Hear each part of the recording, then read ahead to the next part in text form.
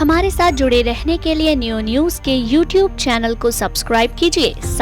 23 मई को लोकसभा चुनाव 2019 की मतगणना होनी है, जिसे लेकर प्रत्याशियों द्वारा अपने सभी कार्यकर्ताओं को आवश्यक दिशा निर्देश दिए जा रहे हैं।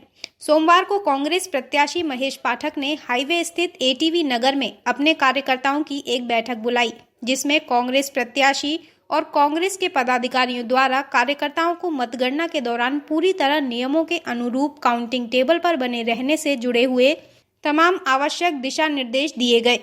कांग्रेस प्रत्याशी महेश पाठक ने मतगणना से पूर्व कहा कि हार जीत चुनाव का एक हिस्सा है, लेकिन एग्जिट पोल जिस तरीके से आए हैं, आने वाले समय में वह पूरी तरह विफल साबित होंगे। इस दौरान उन्होंने अपने चुनाव की हार और जीत को लेकर के ये बताया। देखिए, मतगणना तो ऐसी है कि चुनाव हुआ, अब 23 तारीख को काउंटिंग होनी है।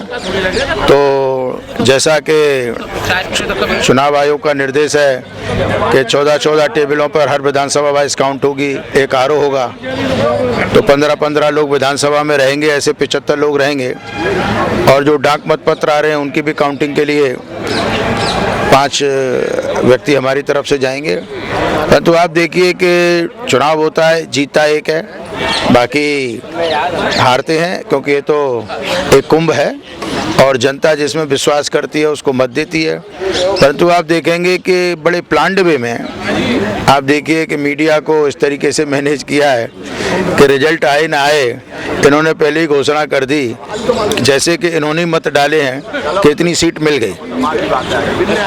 मैं नहीं समझता, हालांकि पब्लिक बहुत होशियार है, परंतु आप देखिए उसका इफेक्ट क्या हुआ कि एकदम से ही 1400-1500 अंक से सेंसेक्स बढ़ गया। इनडायरेक्टली आप सोचिए 6 लाख करोड़ का गबन हो गया, 6 लाख करोड़ का गबन हो गया।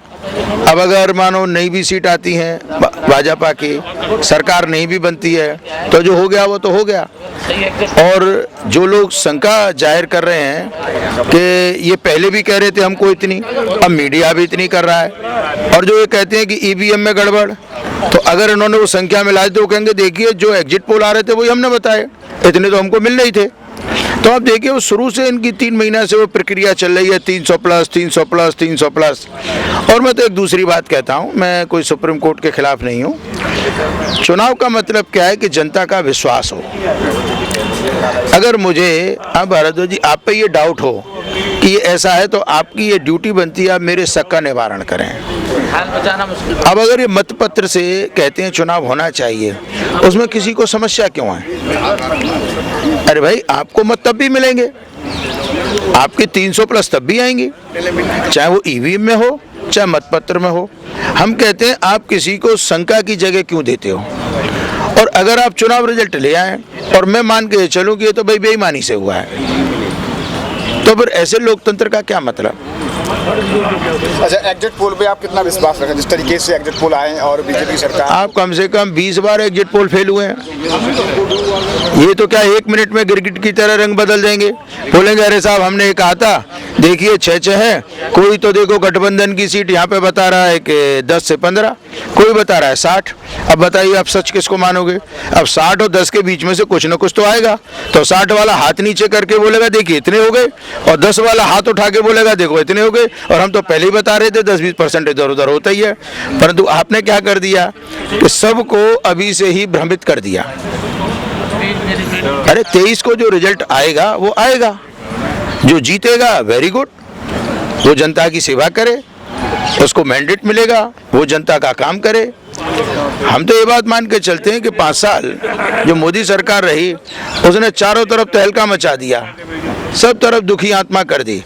आप चाहे वो नोटबंदी ले लो, चाहे जीएसटी ले लो, चाहे स्टूडेंटों को ले लो, चाहे आप देख ले मेडिकल में देख लो, चाहे नौकरियों में देख लो, सब कर रहे हैं। आप बात करते हो कोई दूसरी। हम कहते हैं ये आएंगे 5 साल, तो अभी तक तो ये इन्होंने आईसीयू में पहुंचाया जनता को, ये 5 साल में मुर्दगड्ढे पे पहुंचा देंगे।